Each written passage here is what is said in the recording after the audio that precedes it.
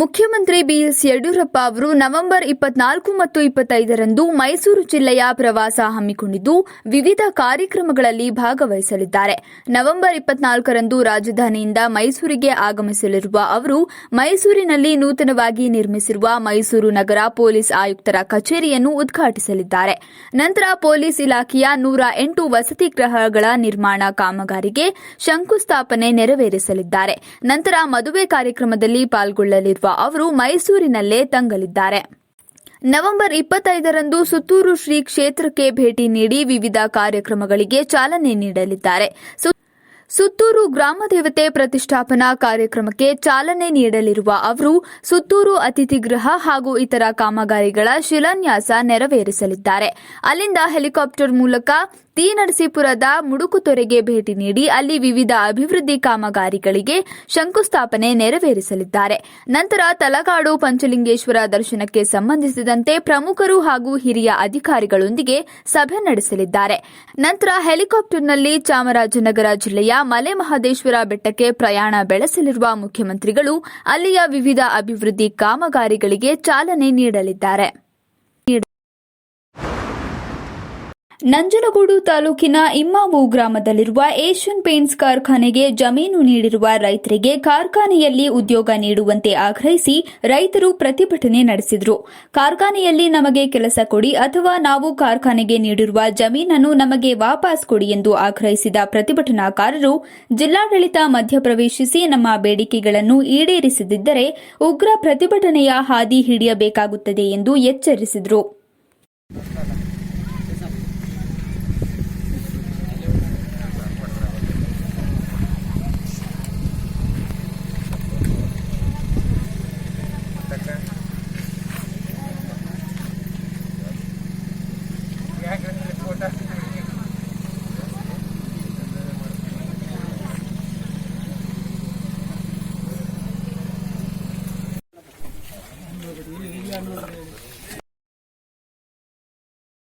ಕ್ರಿಸ್ತಶಕ 450ರಲ್ಲಿ ಪತ್ತೆಯಾಗಿರುವ ಕನ್ನಡದ ಮೊಟ್ಟಮೊದಲ ಶಾಸನವಾದ ಹಲ್ಮಿಡಿ ಶಾಸನದ ಪ್ರತಿರೂಪವನ್ನು ಮೈಸೂರಿನ ಕಲಾಮಂದಿರದ ಹೊರ ಆವರಣದಲ್ಲಿರುವ ಉದ್ಯಾನವನದಲ್ಲಿ ಸ್ಥಾಪಿಸಲಾಗಿದೆ.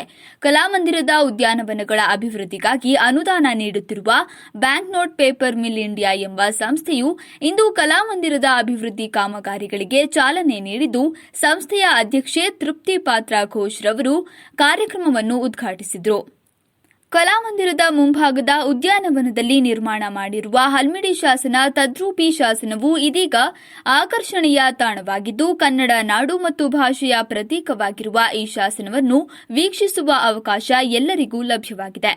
ಇಂದಿನ ಕಾರ್ಯಕ್ರಮದಲ್ಲಿ ಅಪರ ಜಿಲ್ಲಾಧಿಕಾರಿ Manjunatha Swamy, bank note paper mill India ಸಂಸ್ಥೆಯ ವ್ಯವಸ್ಥಾಪಕ ನಿರ್ದೇಶಕ ಕೆಜಿ ವಿಶ್ವನಾಥನ್, ರಂಗಾಯಣ ನಿರ್ದೇಶಕ ಅಡ್ಡಂಡ ಸಿ ಕಾರ್ಯಪ್ಪ, ಕನ್ನಡ ಮತ್ತು ಸಂಸ್ಕೃತಿ ಇಲಾಖೆಯ ಸಹಾಯಕ ನಿರ್ದೇಶಕ ಚೆನ್ನಪ್ಪ ಮತ್ತಿತರರು ಪಾಲ್ಗೊಂಡಿದ್ದರು.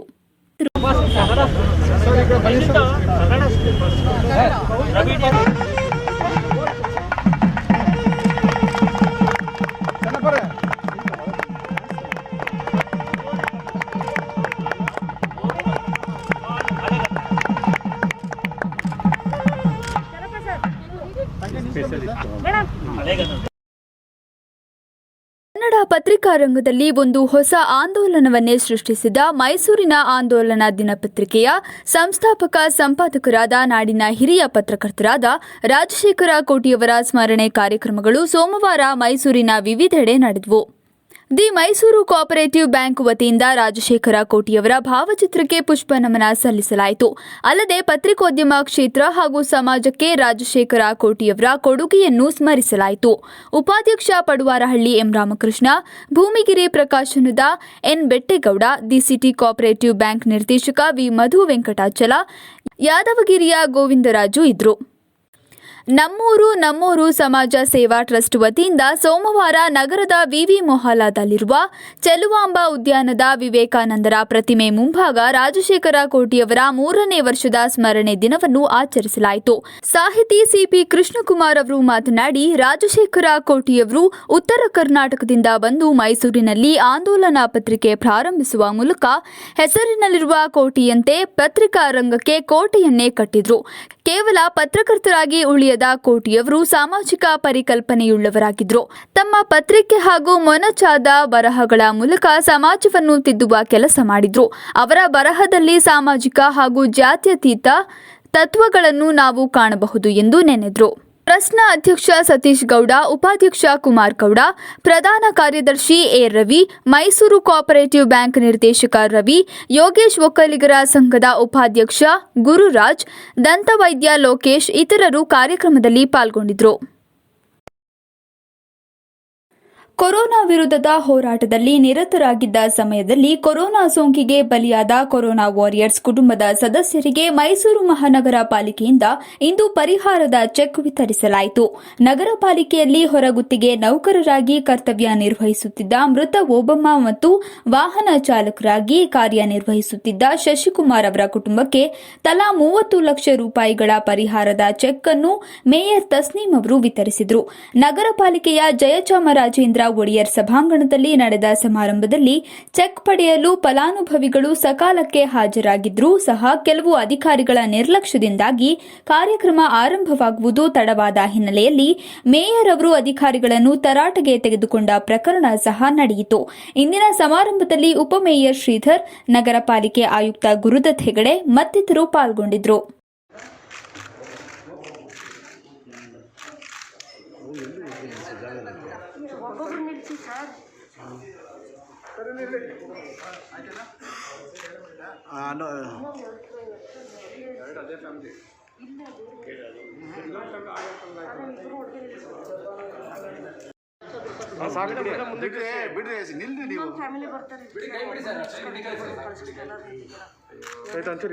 ಅದು ಬಂತಲ್ಲ ಬನ್ನಿ.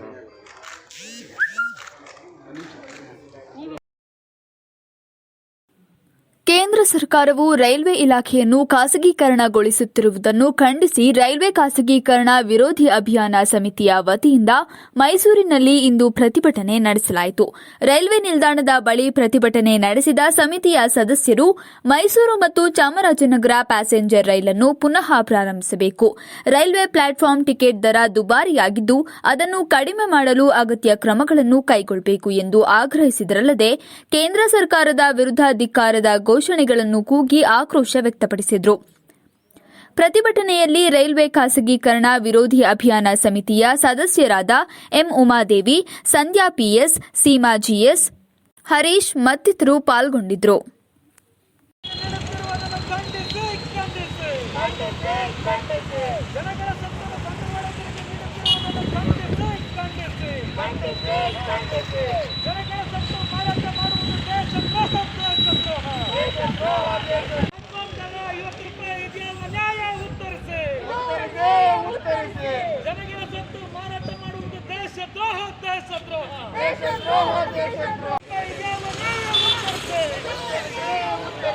ಬಡಜನಗಳ ಬದುಕಿನ ನಾಡಿಯಾದ ರೈಲ್ವೆ ಖಾಸಗೀಕರಣ ಬೇಡವೇ ಬೇಡ. ಜನಗಳ ಸತ್ತನ್ನು ಮಾರಾಟ ಮಾಡುತ್ತಿರುವ ಬಿಜೆಪಿ ಸರ್ಕಾರ ಮುರ್ದಾಬಾದ್. ಜನಗಳ ಸತ್ತನ್ನು ಮಾರಾಟ ಮಾಡುತ್ತಿರುವ ಬಿಜೆಪಿ ಡೌನ್. ದೇಶದ ಸತ್ತ ರೆಸಾರ್ಟ್ ಒಂದರಲ್ಲಿ ವಾಸ್ತವ್ಯ ಹೂಡಿದ್ದ ಪ್ರವಾಸಿಗರ ಚಿನ್ನ, ಹಣ, ಲ್ಯಾಪ್ಟಾಪ್ ಮುಂತಾದವನ್ನು ಕಳವು ಮಾಡಿರುವ ಘಟನೆ ನಡೆದಿದೆ. ಎಚ್ಡಿ ಕೋಟೆಯ ಬದನುಗುಪ್ಪೆ ಗ್ರಾಮದಲ್ಲಿರುವ ರೆಡ್ ಅರ್ತ್ ಎಂಬ ರೆಸಾರ್ಟ್ನಲ್ಲಿ ಈ ಘಟನೆ ನಡೆದಿದ್ದು, ಬೆಂಗಳೂರು ಮೂಲದ ಸುಧೀರ್ ಯಜ್ವತ್ ಎಂಬುವವರು ಹಣ, ಚಿನ್ನ ಕಳೆದುಕೊಂಡವರಾಗಿದ್ದಾರೆ.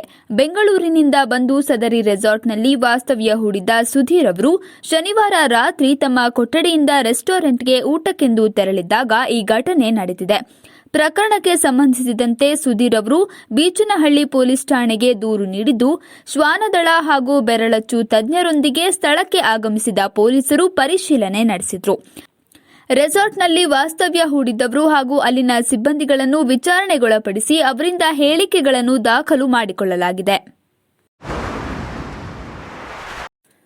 ರಾಜ್ಯ ಸಚಿವ ಸಂಪುಟದ ವಿಸ್ತರಣೆ ಎಂಬ ಸರ್ಕಸ್ ಸದ್ಯಕ್ಕೆ ಮುಗಿಯುವ ಸೂಚನೆಗಳು ಕಂಡುಬರುತ್ತಿಲ್ಲ. ಸಚಿವ ಸಂಪುಟವನ್ನು ವಿಸ್ತರಿಸಬೇಕೋ ಅಥವಾ ಹೊಸದಾಗಿ ರಚಿಸಬೇಕೋ ಎಂಬ ವಿಷಯದಲ್ಲಿ ಸ್ವತಃ ಮುಖ್ಯಮಂತ್ರಿ ಯಡಿಯೂರಪ್ಪ ಅವರಿಗೆ ಇನ್ನೂ ಸ್ಪಷ್ಟ ಸೂಚನೆ ಸಿಕ್ಕಿಲ್ಲ. ಸಿಎಂ ಸಾಹೇಬ್ರು ದೆಹಲಿಗೆ ತೆರಳಿ ಬಿಜೆಪಿ ರಾಷ್ಟ್ರೀಯ ಅಧ್ಯಕ್ಷರಾದ ಜೆಪಿ ನಡ್ಡಾ ಅವರಿಗೆ ಸಚಿವರಾಗಬೇಕಾದವರ ಹಾಗೂ ಸಂಪುಟದಿಂದ ಕೈಬಿಡಬೇಕಾದವರ ಪಟ್ಟಿಯನ್ನು ಕೊಟ್ಟು ಬಂದಿದ್ದಾರಷ್ಟೇ. ಅದಾಗಿ 4 ದಿನ ಕಳೆದರೂ ಬಿಜೆಪಿ ಹೈಕಮಾಂಡ್ನಿಂದ ಯಾವುದೇ ಸೂಚನೆಗಳು ಬಂದಿಲ್ಲ. ಇತ್ತ ಸಚಿವ ಸ್ಥಾನದ ಆಕಾಂಕ್ಷಿಗಳಲ್ಲಿ ಧಾವಂತ ಶುರುವಾಗಿದ್ದು, ಯಾವಾಗ ಸಂಪುಟ ವಿಸ್ತರಣೆಗೆ ಗ್ರೀನ್ ಸಿಗ್ನಲ್ ಸಿಗುವುದೋ ಎಂದು ಕಾಯುತ್ತಾ ಕುಳಿತಿದ್ದಾರೆ. ಈ ನಡುವೆ ಮತ್ತೊಂದು ಬೆಳವಣಿಗೆ ಸಚಿವಾಕಾಂಕ್ಷಿಗಳ ನಿದ್ದೆಗೆಡಿಸಿದೆ. ಅದೇನೆಂದರೆ ಜೆಪಿ ನಡ್ಡಾ ಮತ್ತು ಅಮಿತ್ ಶಾ ಅವರು ಮುಂದಿನ ತಿಂಗಳು ರಾಜ್ಯದ ಭೇಟಿಗೆ ಆಗಮಿಸಲಿದ್ದಾರೆ. ಅವರು ಬಂದು ಹೋದ ನಂತರವಷ್ಟೇ ಸಚಿವ ಸಂಪುಟ ವಿಸ್ತರಣೆಗೆ ಅಥವಾ ಪುನರ್ರಚನೆಗೆ ಗ್ರೀನ್ ಸಿಗ್ನಲ್ ಸಿಗುವ ಸಾಧ್ಯತೆ ಇದೆ ಎನ್ನಲಾಗಿದೆ. ಈ ಹಿನ್ನೆಲೆಯಲ್ಲಿ ಸಚಿವಾಕಾಂಕ್ಷಿಗಳ ಕಾತರ ಇನ್ನಷ್ಟು ಹೆಚ್ಚಾಗಿದ್ದು, ಕೆಲವರು ಬಿಜೆಪಿ ಹೈಕಮಾಂಡ್ನ ನಡೆಯ ಬಗ್ಗೆ ಬೇಸರ ವ್ಯಕ್ತಪಡಿಸಿರುವ ಘಟನೆಗಳು ನಡೆದಿದೆ.